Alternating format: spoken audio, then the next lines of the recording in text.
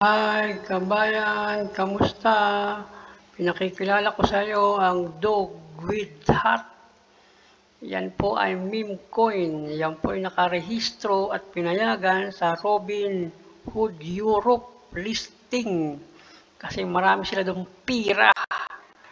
Tataas po yan, dog with hat kasi number 3. Ito ay speculation, 50-50 na tataas. Pero meron siyang sinyales na tataas. Hindi natin alam kung anong mangyari bukas, kung tataas o hindi. 50-50. Pero may sinyales. Kasi si BBM may sinyales na mananalo sa pagiging presidente. Kasi yung sinyales ay number 1, yung Vice President niya, si Sara Duterte. Number 2, top 1 siya sa mga survey. Number 3, in-endorse siya ng Iglesia. Kaya may sinyales. Ito ay dog with hat. Meron ding sinyales na tataas.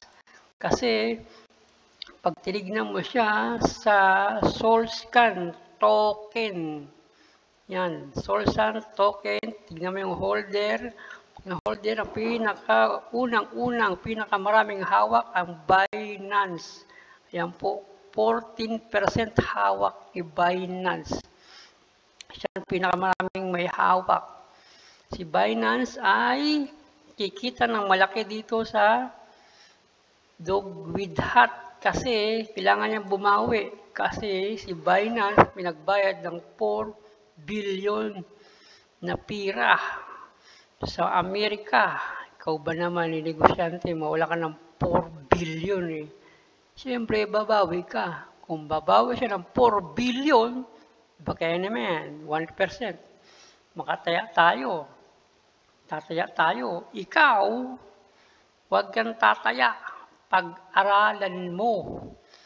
Yung itataya mo, yung pwedeng mawala. Para yung ex mo, biglang nawala. Dito, tataya ka. Kung gusto mong mabago ang takbo ng buhay mo, kung 10 taong ng OFW, isip. Yan. Kasi tataas si meme coin, yung dog with hat. Kasi yung pinsan niya si Dogecoin, ginawa niya na yan noong 2021. Ayun, number 4. Katabi yung tropa niya, si Binance. Number 4 sa malaking coin market cap, ayan 56 billion. Kung nagawa ng pinsan niyang aso, gagawin din niyang aso, dog with hat. Dahil yan ang mga sinyales. But ito ay not financial advice. Huwag kang tataya, pag-aralan mo. Kung hindi ka tataya, okay lang, basta like and subscribe, manood ka sa YouTube ko. Pero pag-aralan mo kung tataya ka, yun lang. Hindi kita add sa Facebook, hindi kita i-add